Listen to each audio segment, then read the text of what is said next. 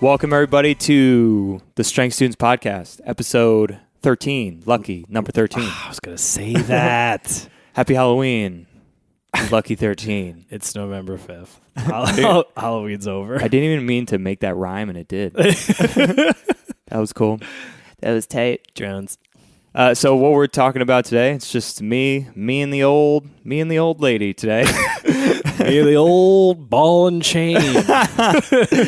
Our guest today is just like our spirits. That's like our guest. It's not. It's ourselves. Just us two today. So if you're looking for a guest, fucking turn the podcast off now. It ain't happening. It's never going to happen again.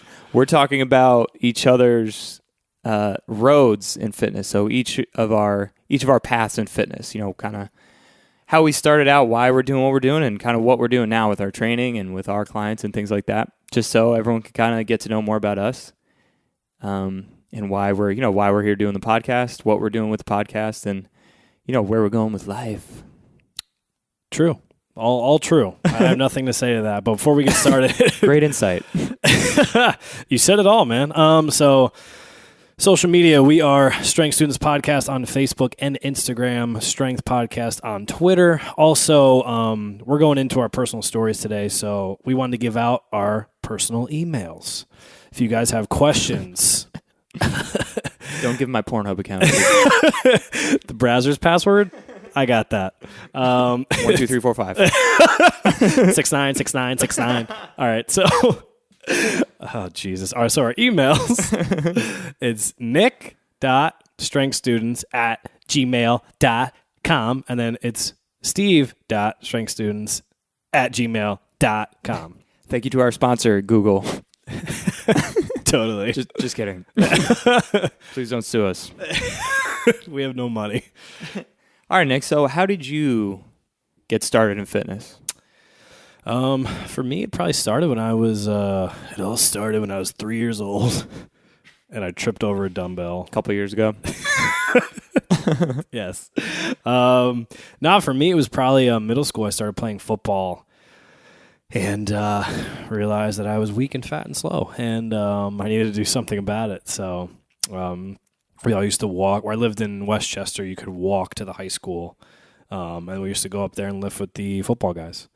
And that's really was my first experience, I guess, in the weight room. And just benching until your arms fell off. That was the philosophy. Nice.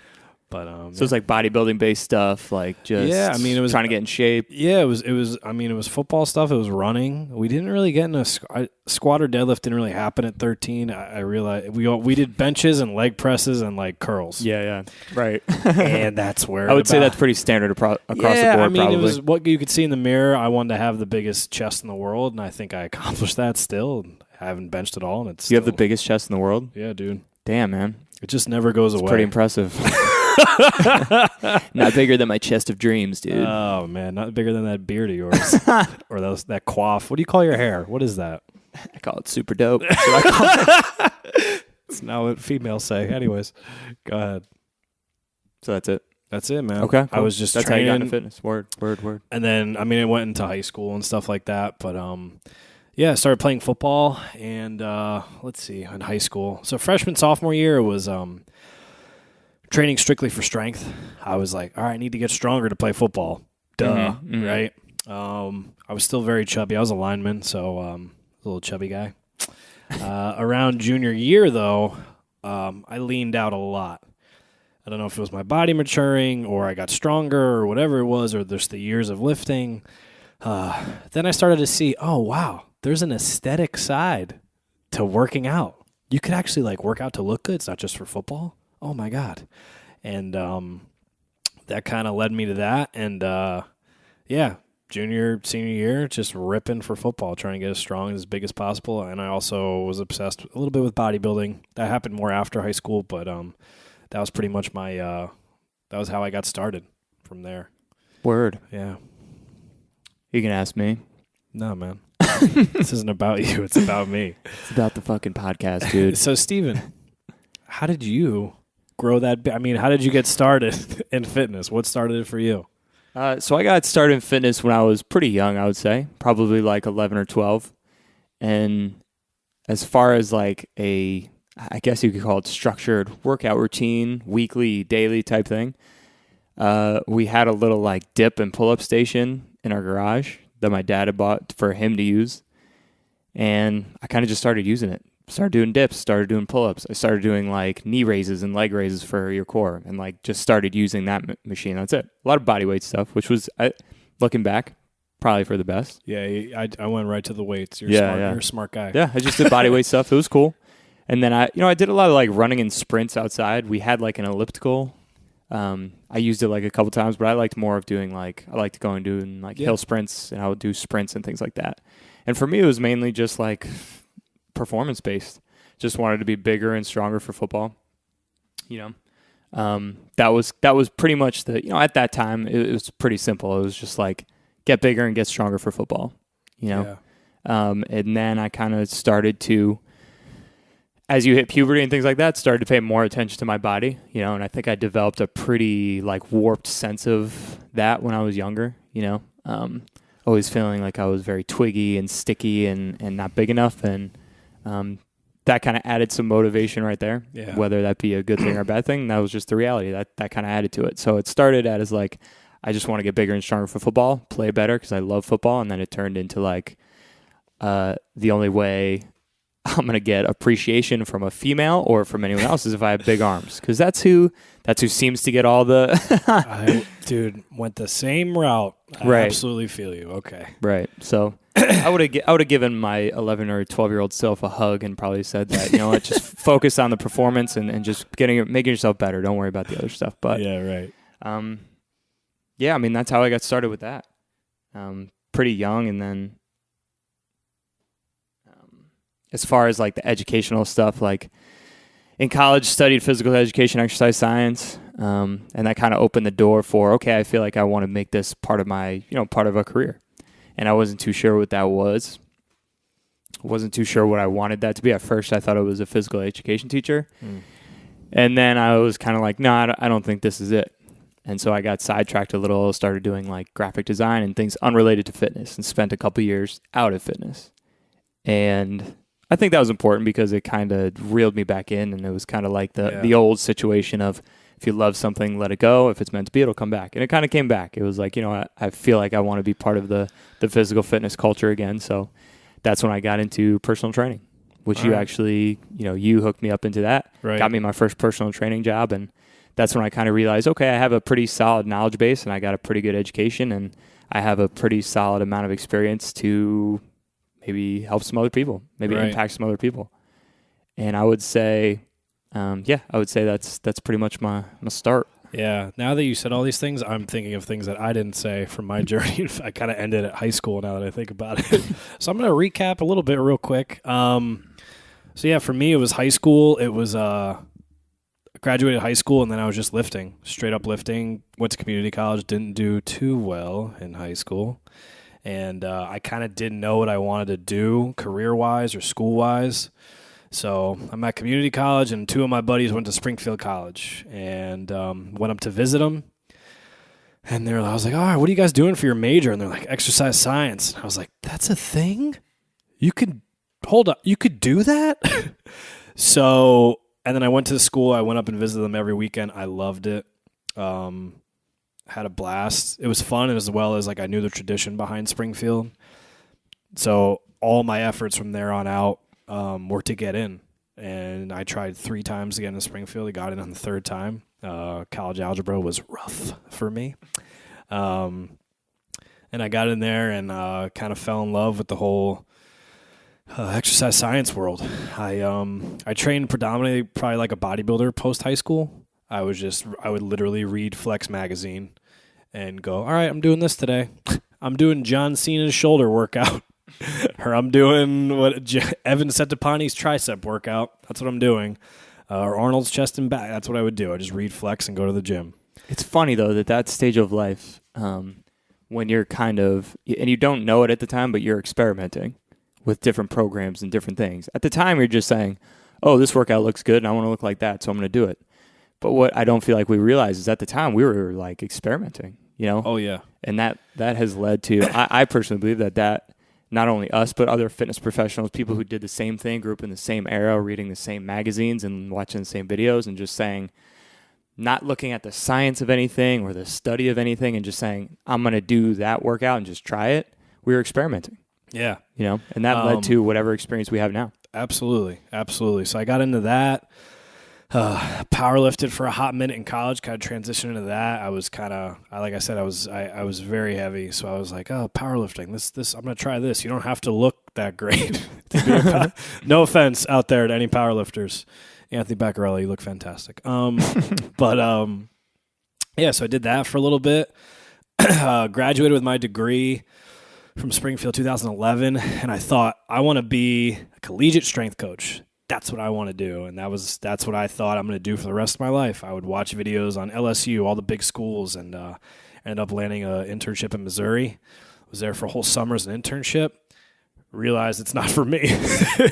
Not the route I wanted to go. I'm not just the hours and what you have to do. Not that I was lazy or anything. I just wasn't feeling it. Like that was not what I wanted to do. Kind of a similar experience. I know Dave Tate spoke about that, and he went into personal training. He's not Dave Tate's the most hardcore guy ever, but he's like, I'm not a rah-rah guy. He personal trained wealthy people, instead. I did some sports performance after college, trained like high schools. That was so fun. Also trained senior citizens, which I thought was like, I graduated college at 23. You think you're the man. I get a job offer. All right, you want to train senior citizens in the morning? I'm like, oh, are you kidding, dude? Like, that's so turned out to be an awesome, amazing experience. Not only learning the physical outcome, like what do you have to deal with the elderly and like what's important to them, but also just as people, like just as learning from these people who have lived full lives and how to live your life and what to do, what not to do. They were awesome. That was a lot of fun. And then I made a quick transition, kind of like Steve. You were in fitness, sort of, undergrad, didn't really know, PE. Then you went to graphic design. I made a complete left turn and went into being an air freight salesman. Meanwhile, training people at night. Same thing. Love it, let it go, come back to it. I realized after doing that, this is not for me. I really miss my fitness aspect. Cut to where I am today, personal training. So dope. That's it for me. All right, I'm going home. See you. So what would you say your most memorable fitness experience is? My most memorable fitness experience is actually a negative one, believe it or not, and it's kind of what got me. Oh, shit. I'm listening. I'm going to cry. It's kind of what got me started in this whole thing. So I kind of mentioned junior year of high school, I was like super lean. I was 190, I would wear no shirt under my pads. I thought I was the man. Like I had like abs. It was amazing. So I remember being that a high of always being a chubbier kid and always like hating the way I looked in clothes to being able to wear Under Armour and feel like a superhuman. Cut to that. My coaches that junior year wanted me to gain a bunch of weight. Now I'm a 190-pound offensive lineman. I'm 6 foot. I'm 5'11", roughly, right? At the time, still am. And they're like, you need to gain weight. And I was already a starter my junior year. This is going into senior year. You need to gain weight. Okay. I did whatever that entailed. I remember after morning run, I would buy 2 Powerades, a sausage, egg, and cheese, double sausage, double egg, double cheese on a bagel. That was my breakfast. At lunch, I would eat my lunch. Coach would come over and hand me a tray with cheeseburger and tater tots on it. I need to gain weight, right? Need to gain weight. All right.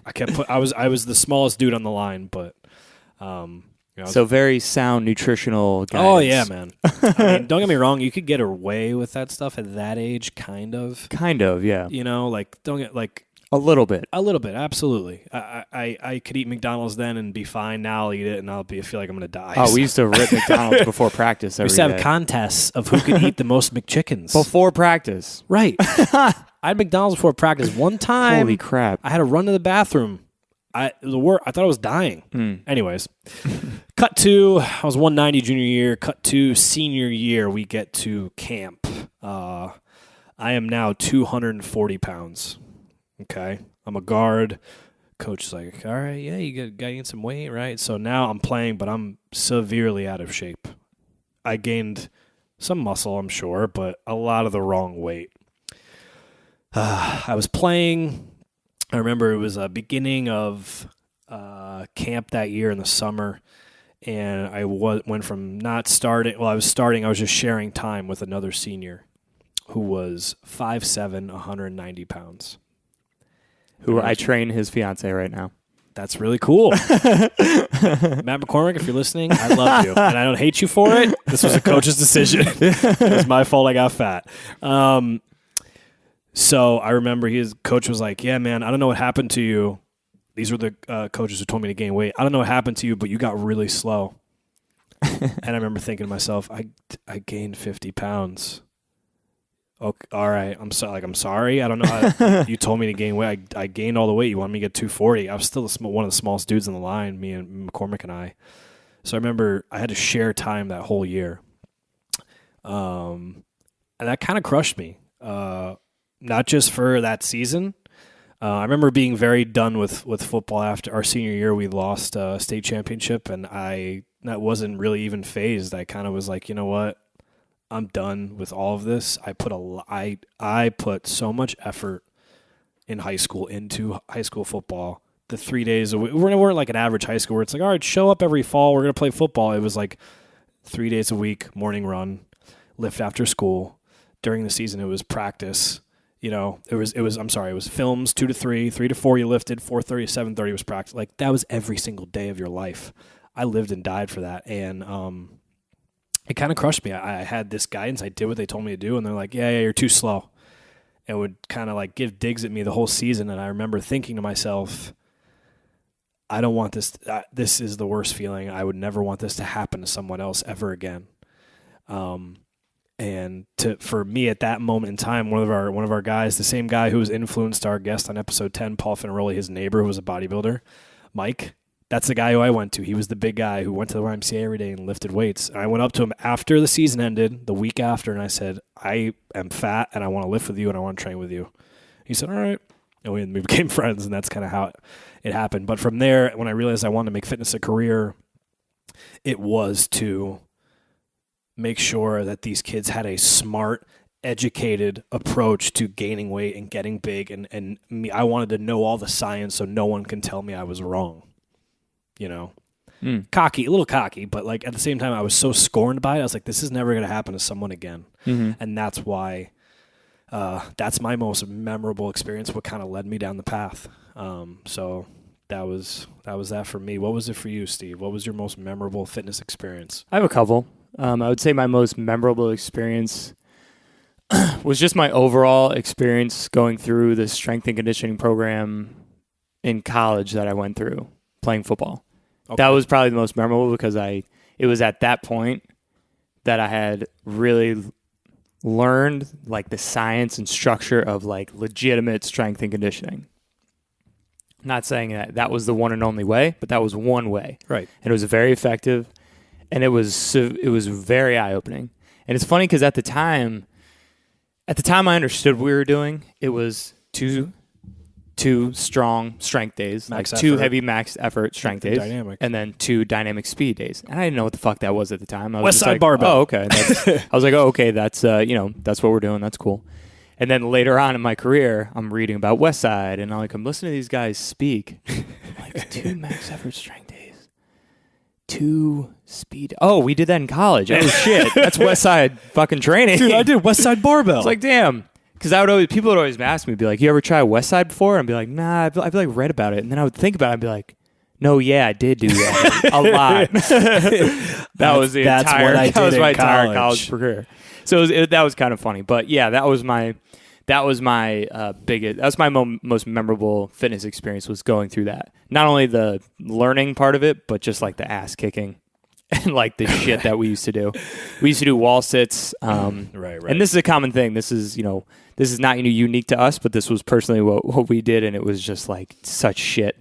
we would have wall sits, and it was a mental toughness thing. It was nothing but a mental that's toughness definitely a thing thing. that gets trained. Mizzou did the same thing, but yeah. Same thing. Had nothing to do with like progressing your squat. No. It was just, it's a tough sport. You got to be tough. where are your balls? Let's go. Right, yeah. Or your whatever you have. Doesn't have to be balls. Where are my balls? It could be a vagina. Where is that? Where's your strong? Not if you play college football. Could be. Maybe one day. But yeah, we would do wall sits with like a third of your body weight on your lap or a fourth of your body weight on your lap. Shit. Like I would have an 80-pound dumbbell on my lap doing a 5-minute wall sit. Like sitting on the wall for 5 minutes with 80, like. Dude, stop being a pussy. And not only that, but if you dropped it, start the clock over again. Mm-hmm. Start the clock over again. Come on. Dude, hell. So things like that is at the time, like now I probably would never do that, but looking back and like the character building and learning about the science and structure of strength and conditioning, super valuable, I think. And then I'd say my other most memorable is my first ever weightlifting meet, which was an unsanctioned meet. So it didn't count. You just show up in sweats and whatever. Like, it doesn't count. No records, no nothing. Did you wear your brother's underwear at that? Not for that one.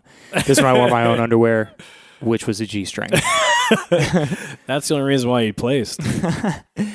So it was the reason it was memorable was because A, it was my first meet ever. B, I felt like I personally did pretty well. And going in, I didn't expect much. You know, it was like, first meet, I just want to go and lift and see what it's like. And my roommate from college joined me, and he was like the only one in the crowd, like there for me, whatever. Me and him are like, you know, I'm packing up. They're giving out the medals. I'm like, there's, you know, plenty of dudes here who lifted a lot of weights. Like, they're gonna get the medals, and you know, let's just watch that and chill. And they go to my weight class, and they said the third place person. And I'm like, okay, cool. And all of a sudden you hear like, in second place, 85 kilogram class, Steve Carty. And me and Vargo are both like, oh shit. And I was just like, I was so thrown back. I didn't even know how to react. So I wasn't expecting anything, but, you know, got to take home a medal for my first meet. It's like, listen, it is what it is. Like, I didn't put up like historic numbers, but for that meet at that time, I got second place, and it was freaking awesome. You stood up, you're like, who's Steve Carty? Yeah. I was like, damn, she sounds hot. So that was, so those are my two most memorable fitness experiences. All right. So not bad. So let's take a walk on the creative side here. So picture time machine, old refrigerator. You come by it in a old garage, right? Right. You open it up. Dude falls out of it and says, "I have the ability to time travel."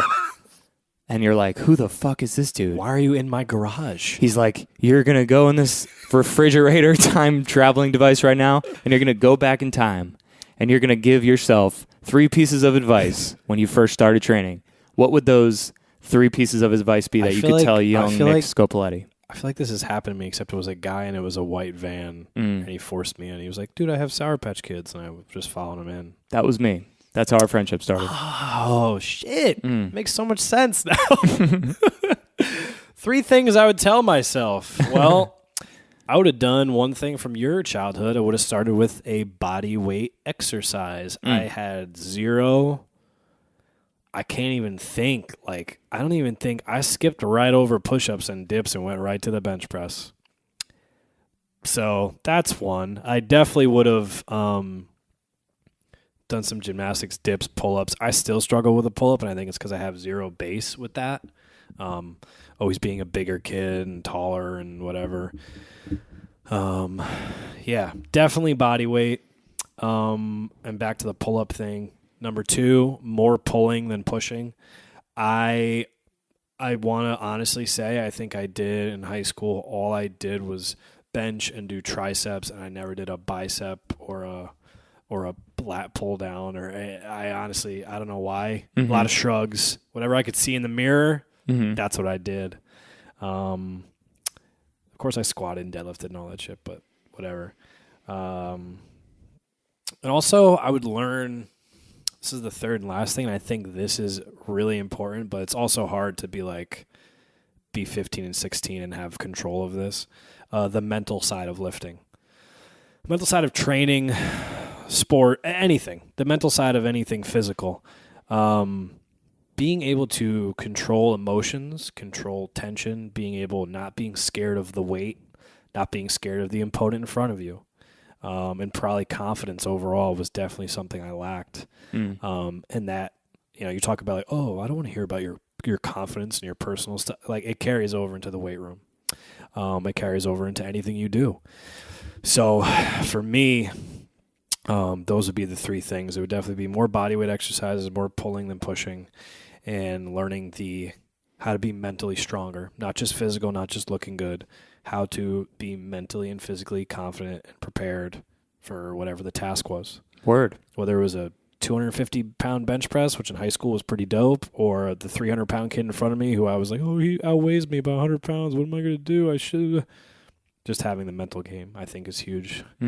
Now, Steven, what about for you? I think the 3 pieces of advice I would give myself, number 1, as far as fitness goes, I would have said you should do gymnastics from like whenever you can start, like age, whatever, as young as you could start until maybe about once you kind of start hitting puberty, maybe, learn how to not only explore and move with your body, but explore the space around you, proprioceptive movement, things like that, like mobility, flexibility. Learn how to master your body movement before you start specializing in a sport, right? So I would say that would be the first piece of advice, learn how to master your body first and then specialize in sport. Because that's kind of what happens now, especially in our country, is specialization comes first.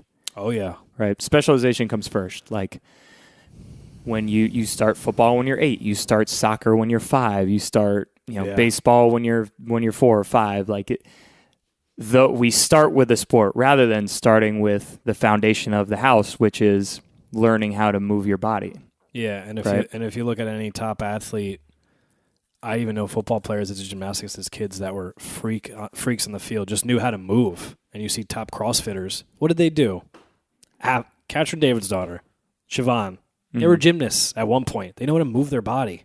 So picking up a bar was easy for them. That's like in Russia. You do a certain thing till you're 14. They're like, all right, now you could pick a sport. Now, like when you're 8, it's like, my son needs to be trained only for football. It's like, well, he won't be that well-rounded, I think the second piece of advice I'd give myself, maybe not so much when I was a kid, because this, honestly doesn't play too much a role when you're a kid, but as I kind of got older, spend a little more time on self-maintenance and self-rehab, like, whether it be stretching or soft tissue work or just taking care of your body in between games, in between practices, in between weightlifting sessions. Dude, not even when I was in high school, but even after in my 20s, like just going to the gym and that's it, rather than spending time on like mobility, flexibility, things like that. Yeah. Because I feel like I'm kind of, not only with just playing football, being all locked up and the combination of that and bad lifting habits after that, just like very locked up, causing some really nasty injuries now. So, just telling myself to maybe spend a little more time on the maintenance. Right. And I would say the third biggest piece of advice that I could like go back and give to myself would be to, oh shit, I didn't write it down, but this was a good one. Damn it. The third piece of advice, you're fired. You're off the podcast.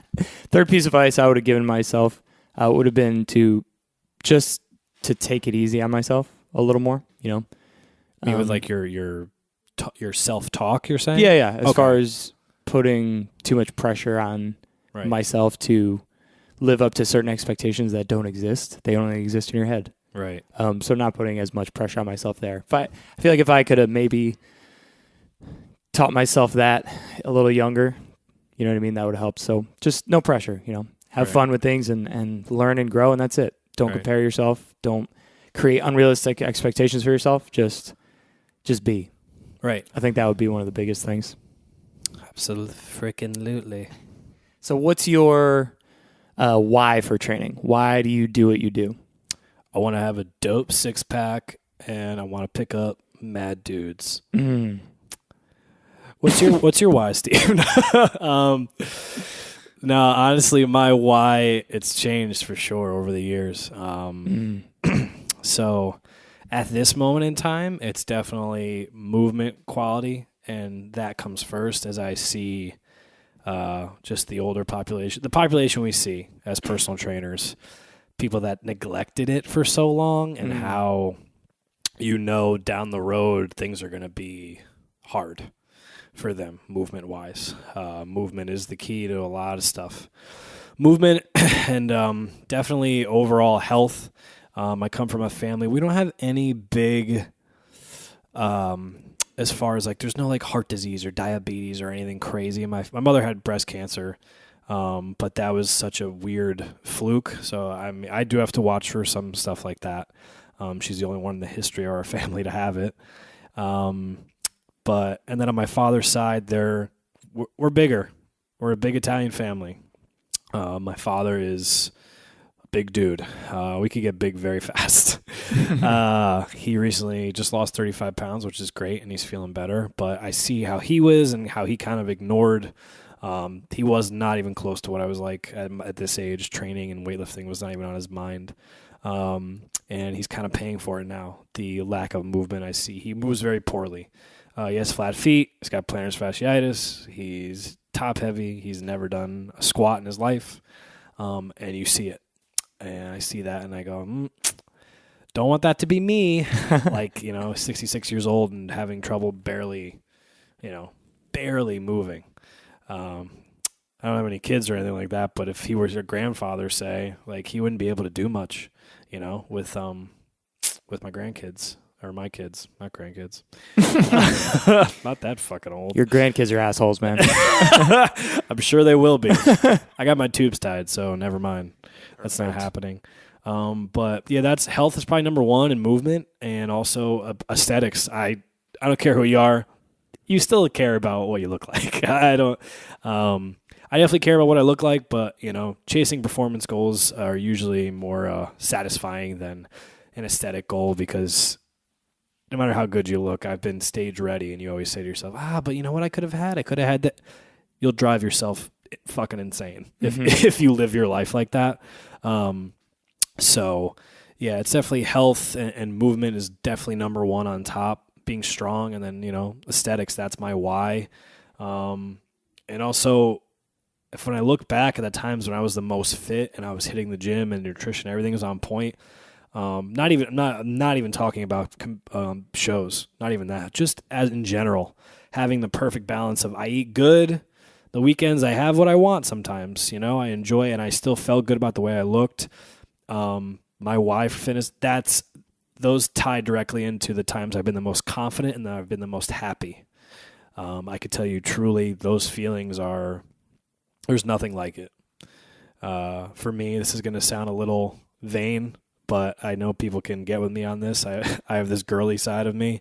When I lost all my weight, being able to go into a store, that I usually couldn't fit into, Express and H&M, and go put on clothes and feel that confident and be able to put on anything and look good in it, that feeling was at probably the all-time top of some of the happiest feelings I've felt. Word. So, Steven, what is your why? So I would say my why just stems from the performance side of things. I'm very interested to see what my body is capable of doing, not only now and tomorrow, but in the future and things like that. So that's kind of my motivation for staying healthy, staying prime, just keeping the engine nice and primed, ready to go.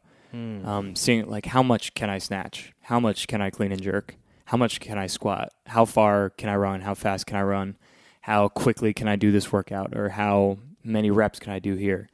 I feel like you should do CrossFit, man. Never heard of it. So that's what I would say is my why, is that primal instinct to be moving and lifting and being out in the world and surviving and having the biggest, strongest body. Like, it's almost like the survival of the fittest type mentality, Yeah. Having the biggest, strongest body you can to survive in this earth.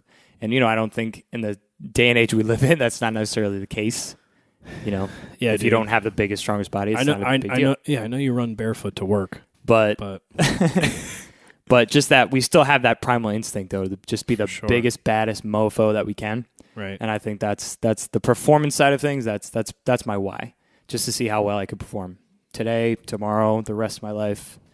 That's probably my why. Because I look at dudes like who are like in their 50s, 60s, 70s, and are in like the 0.5 percentile of like their performance and composition and things like that. And I look at that and I'm like, dude, that's fucking sick. That's who I want to be. Right. You know, I want to be dude who's like when he's 70, like a walker. What? I'm ripping wads. I'm still snatching. I'm still doing all these things. Like that's the dude I want to be. Right. Doesn't it? You don't have to be top level. You don't have to be the best in the world. Yeah. The best for you. Sure. What can you do? And I would say, you know, the why too. I care about health and aesthetics as well, just as much as the next person. Right. I feel like, you know, I have my own personal struggles with, you know, warped body image, but I think a lot of people struggle with that. Everyone probably. Yeah. Yeah. A lot of people do. Yeah. So yeah, that would be my why. That like primal killer instinct, I guess. Rare. Yeah. Rare. Can't see me, but I'm clawing at Steve right now. So how have you, probably more recently, how have you dealt with whether it be injuries or whatever? How have you dealt with setbacks as far as fitness comes? A lot of crying. Yeah. But besides that, how have I dealt with setbacks and injuries? This is an interesting one. I used to really, they used to really get me down. For sure, that was probably like a huge thing for me. But I think, and I always try to look at things this way because I feel like if you don't, you're going to be a pretty miserable person. I look at them as learning experiences. For example, when I did a certain type of just pretty much functional training and kettlebell swings, and I did like very functional movements, like you said, primal stuff, and just worried kind of about doing movements as opposed to body parts. I still had my bodybuilding days in there, but that's when physically I was the healthiest and I felt like I could do anything. When I transferred into bodybuilding training, and I'm not the only person who feels this way. I've talked to plenty of guys who are in 1,000 times better shape than I am who feel the same way. Doing a hack squat on a fixed machine, doing a leg press on a fixed machine, kind of screws me up. Things become tight where they shouldn't be tight. Your pelvis is being forced into this weird position. I found that after I did my first bodybuilding show, all of these movement issues started to arise when I trained like that. And I said, what? I was fine. I did 2 months of training like a bodybuilder. Now I lost the ability to do certain things without getting hurt or without warming up. Like I have to warm up now even more and focus on certain things. But I look at them as learning experiences, and I also look at them, all right, cool, I had this injury, right, whatever. I can now compare it to my daily job with people. Like, someone can't hip hinge. Like, I had an issue where I couldn't hip hinge for a while because my hips were so screwed up. I know how to fix that now. Like, I had the same issue as you, man. Like, you know, if I were a trainer, a dude who was just superhuman, who, like, really kind of I want to use Paul's example, but he's very tolerant, but a guy who came from such an athletic background, he could do anything, to now you're working with a regular person, it's hard for him to relate, you know? I'm this great athlete. I've been able to do this stuff my whole life. So I've dealt with setbacks and injuries. I looked at it as learning experiences. That's how I feel like I would sum that up, is I looked into why. Why is this happening? When I do this movement, why does it feel like this? Why, you know, using it as a study point. And now I know there's certain things, I call them my prerequisites, my prereqs, things I have to do in order to maintain and stay healthy. They're not the sexiest things. They're not the coolest things. They don't make cool Instagram videos, but they're things I have to do to stay in the game. And I would rather be in the game and have like little dings here and there than to be completely out, because being completely out, it gets me really down. I think it'll get anyone down. Just if you're passionate about something and there's something that you can't control that's holding you back, it's shitty. So that would be how I dealt with them. I looked at them as learning experiences, and I've just become a student, become a strength student, become a become a student of your own body and figure out why. And I couldn't be happier with the way things have ended up. Word. Saw it. Kyle! What is that, a lifetime supply of mac and cheese? Oh, it's beer. Perfect. Nice, dude. We're just recording a podcast, dude. Love you too, Kyle. And so Steven, you've had pretty. I've been injured. Pretty much this whole year I've been hurt. Yeah, it's been a rough time for you. Yeah, it's a lifelong injury, though. Well, I don't want to say lifelong, but this is an injury that I've always had. Started senior year of high school. Kyle's filming us. We're nude. This is usually what we do here. So this is something that I dealt with playing football in high school. No idea how or why it started, but it just started hurting. I think it's because you were a quarterback and they're soft. Yeah. Anyways, keep going. But I had I had disc problems in high school, and I got hurt senior year, and then kind of got better, kind of went away, and then a couple years later, I hurt it again, kind of got better, kind of went away. How'd you hurt it again? Was it college or? Probably like post college when I was doing like all the bodybuilding stuff. Yeah. And I was using a lot of fixed machines, hack squat. I was using the Smith machine, like a lot of fixed stuff. And I just one day it just something bad happened. And I literally ended up on my knees on the floor, not being able to stand up because in the gym? Yeah.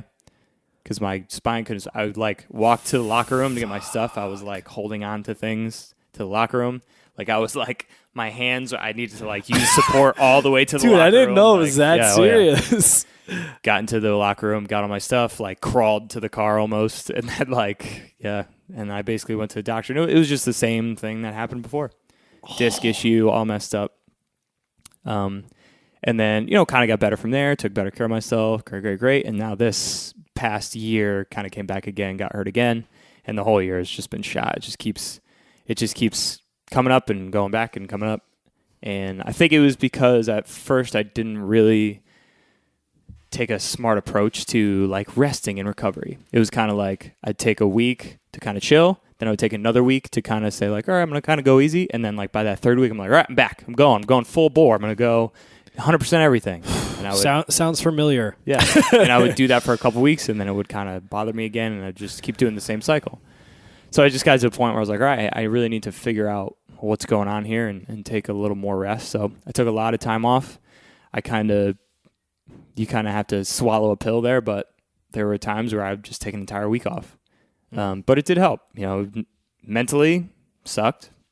Yeah. Didn't deal with it the best, but physically taking an entire week of not doing anything really helped. Yeah. So I'm taking a little better approach now, listening to my body. I've had a couple Metcons recently, or a couple workouts recently, where in the middle of the workout, I feel a little something, and I'm done, and I'll stop. Right. Put the barbell down. I'll start cleaning up right in the middle of the I'm done. That's it. Nope, not going any further because I know where this road's going to go. Right. And that's actually helped. I've been able to sustain a little longer here. So, and then as far as treating the injury and how I'm dealing with that, I'm taking a little more of a holistic approach to it. You just rubbing wheatgrass on your back. Yeah, exactly. But just taking fragments of stars and pressing them into my skin. Just taking bits of hipster's skin, just rubbing it on you. I go to every local market and just try to get a craft beer and rub it into my butt. Put patchouli oil down your crack. So I've been taking not only the scientific approach of trying to figure out where the movement deficiencies are, right. Instead of saying, oh, I hurt my back, so where's the problem in my back? Taking more of the how are my ankles? How are my feet? How are my shoulders? Because all these things could be affecting it. And I've kind of narrowed it down to I'm pretty sure it's my ankles that are all locked up.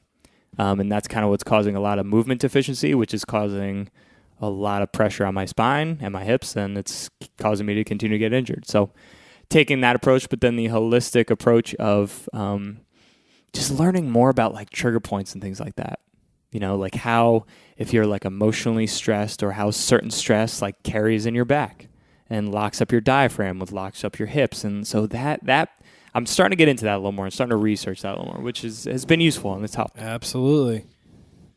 So kind of transitioning into what is your current training looking like, Scopes? Current training. For a while there, it was touch and go. But now I have some sort of a plan. So I kind of sat down the other night and wrote out like what's really important to me. Instead of like, in our profession, we read, reading T Nation, read this, read that. You read so much stuff that your head is spinning. And you're like, I want to do all that. That all sounds great. Let me make this crazy-ass hybrid program. And my problem is, I'm so ashamed to admit this, is I've been kind of program hopping. I've just been messing around with stuff because I've just been pressed for time and doing the podcast and working on other stuff. Been not sticking with one plan, which is dumb. So for me right now, I've settled on what's important to me. 3 movements for my lower body at this moment. Squat, sumo rack pull. I cannot pull from the floor again because of my hips, but I do need to build up my glutes. So sumo rack pull, or like a deadlift out of the rack, and a kettlebell swing. I love the kettlebell swing. I love all of Pavel's stuff. That's a movement that I want to be able to maintain. I did it this week.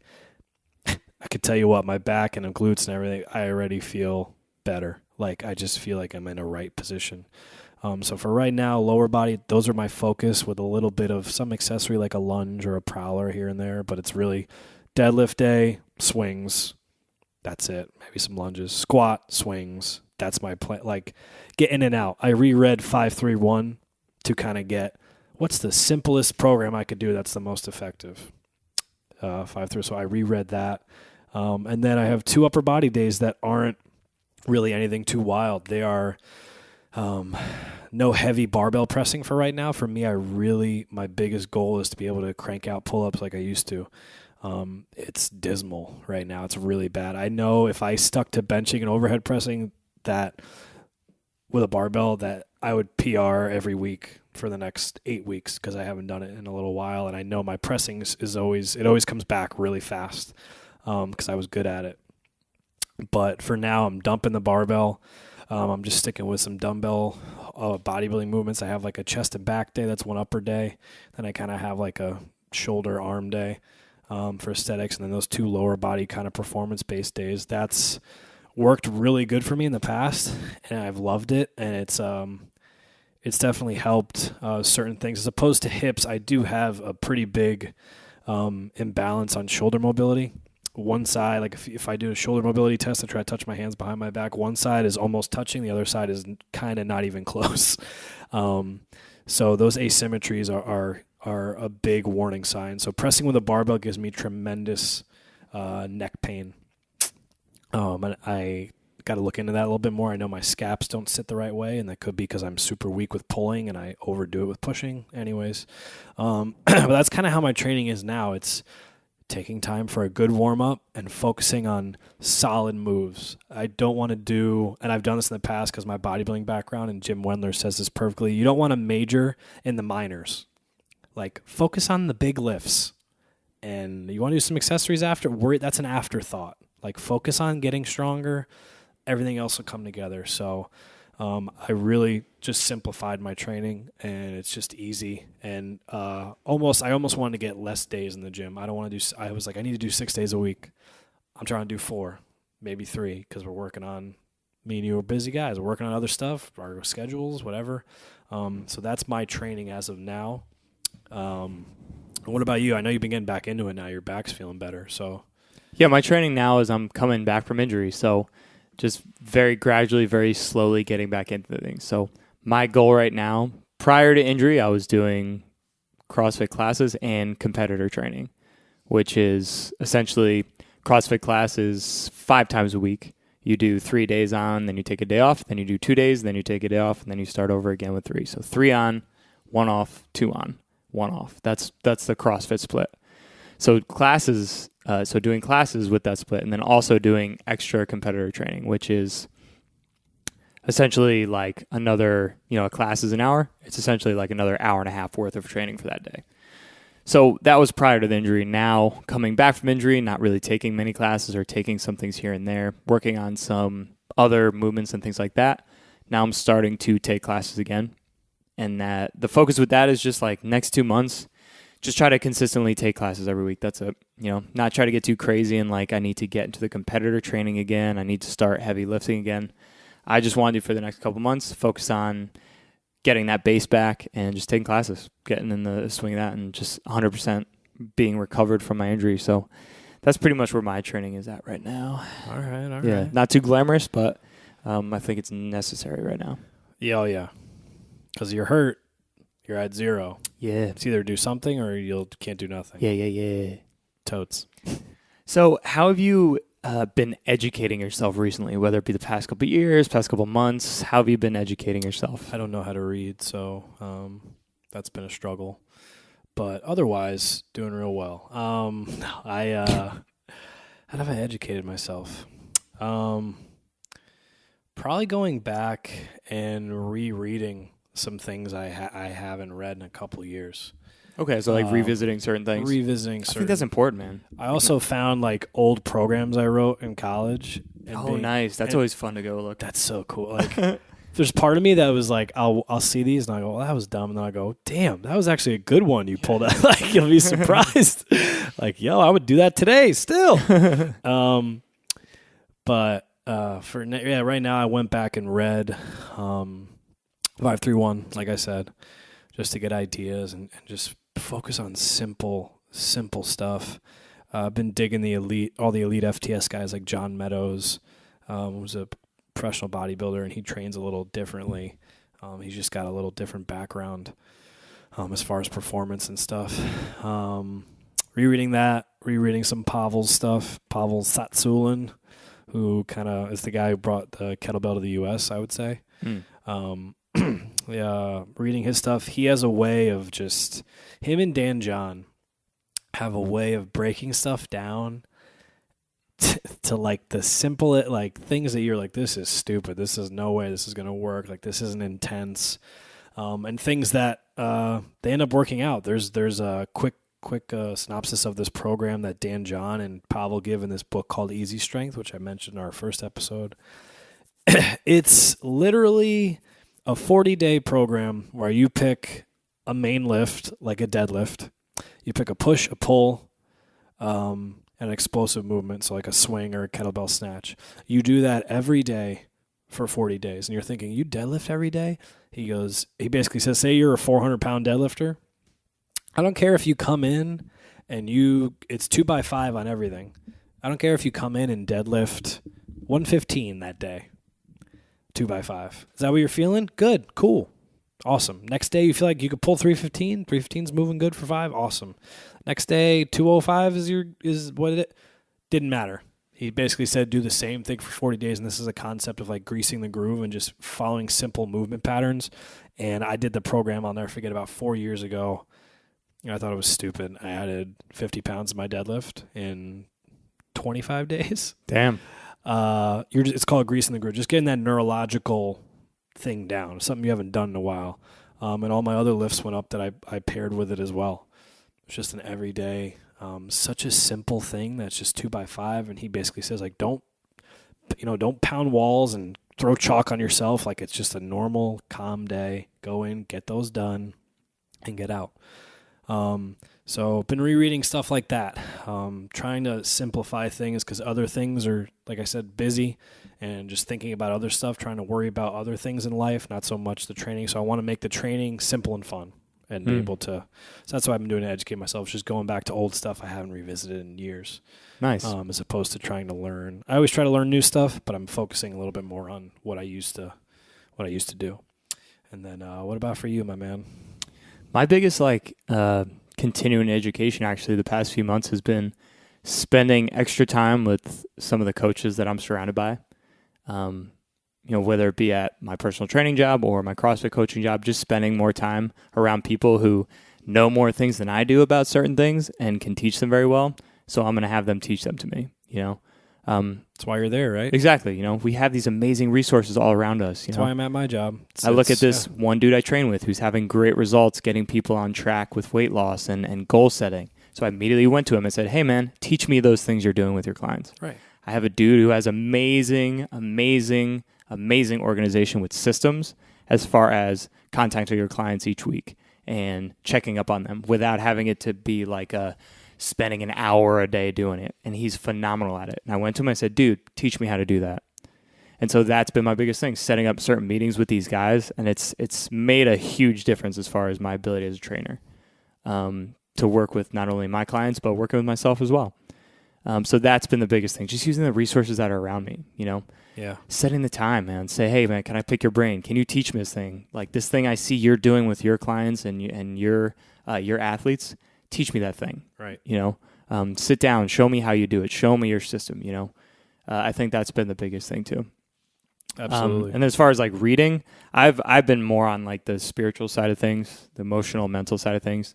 The current book I'm reading right now is it's called The Mastery of Love by Don Miguel Ruiz. And it's just about the relationship with yourself, loving yourself, the relationship with yourself, and then how that translates to relationships with others in life. So that's, to me, it's just where I'm at in life, and that's an important thing. And if that doesn't sound like it's like fitness related, it is. That's part of your health. Your spirituality, your emotionality, how you feel about yourself. That's part of your physical health. Absolutely. And emotional health and mental health. So that's been a big one for me the past couple months. But what is that guy Deadlift who wrote the book? Do you know? What's your friend time, dude? That's all I care about. And then lastly here, we'll kind of wrap it up after this point. What have you been doing with your clients, people that you train? And, we kind of talked a lot about us and what we're doing for ourselves, but, what are some things that you've been, maybe some new implementations with your clients or people you work with? What are some things you've been doing there?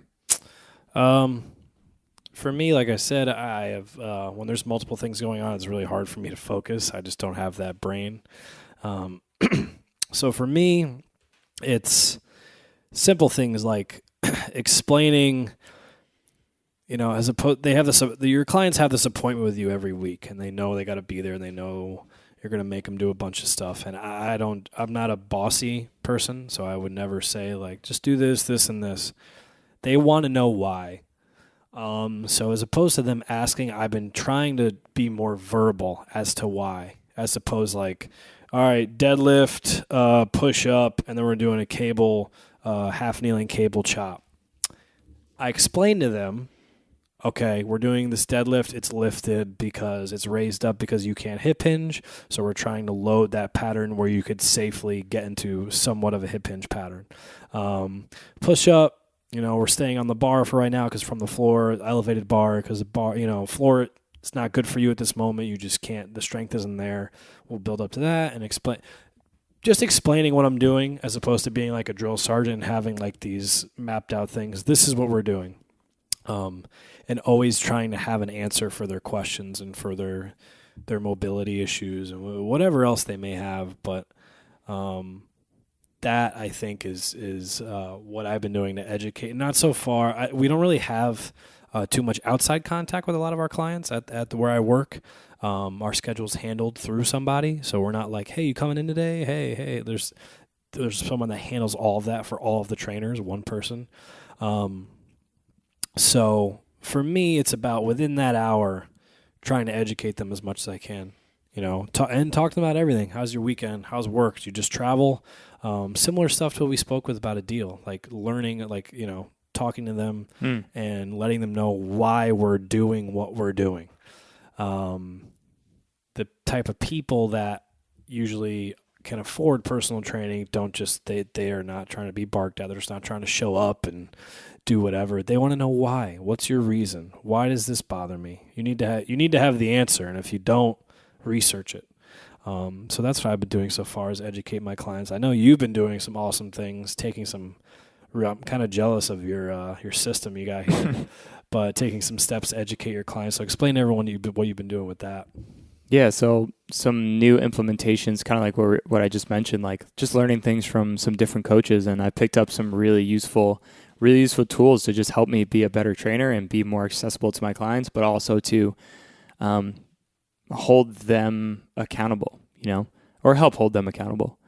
Not only that, but just trying to give them some more manageable strategies to get to where they want to be. So, the first thing I started doing with my clients was that I switched up to recently just started to implement was just how we structure their goals every month. So every month I sit down with my clients and we go over their goals for the month and what the strategies to get to those goals are going to be. And beforehand, it was like like the typical laundry list of things. Like, you're going to work out this many times. You're going to do this many things of cardio. You're going to do this many days of strength. This is what you're going to eat. That's what that's going to look like. You're going to log your food every day. Okay, here's those a million things that I just said. You're going to do that all this month. And they're like, some people saw results. Some people didn't. It just varied. You know what I mean? And I would say for the most part, to be completely honest right now, it didn't feel like that was getting a lot of people the results that they wanted to see. Mm-hmm. So now I've learned this, I'm starting to learn this new approach to like goal setting. And it's just basically based off of changing behaviors, changing little behaviors at a time.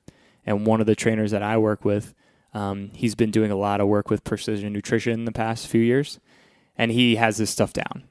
And we've had conversations, and he said, I've been seeing tremendous results with my clients doing this. So I was like, teach me. So what I've been doing with my clients month to month, rather than giving them that classic like laundry list and like, saying, hey, you better do this or else, it's one thing a month. It's like, hey, this is going to be our one focus this month.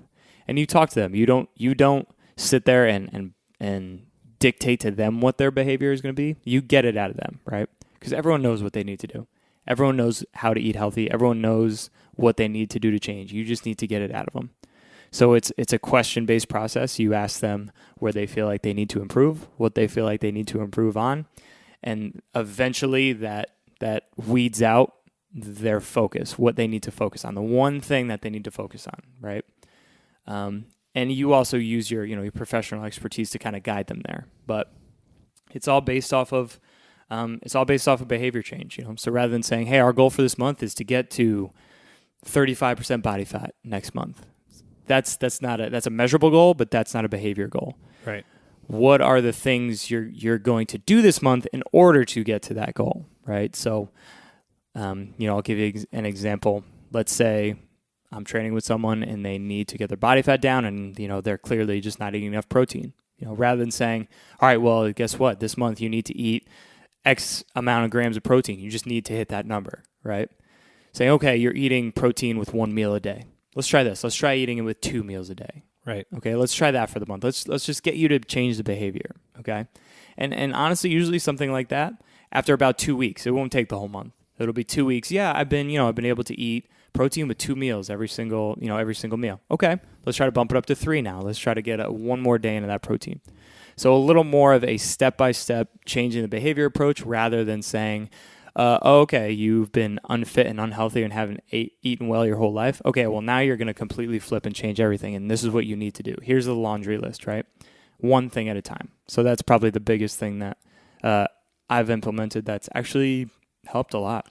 Yeah, I feel like as trainers, you take you maybe take like a sports psych class, but you really don't get into that too much. It's all about the science. No, yeah. The science is good. You need to know it, but the psychology, you're dealing with human beings. One example I'll give of one of our past guests, he just told me this, and this ties exactly into what you just said. Mm-hmm. Our past guest, Anthony Baccarella, he's helping his brother-in-law try to lose some weight.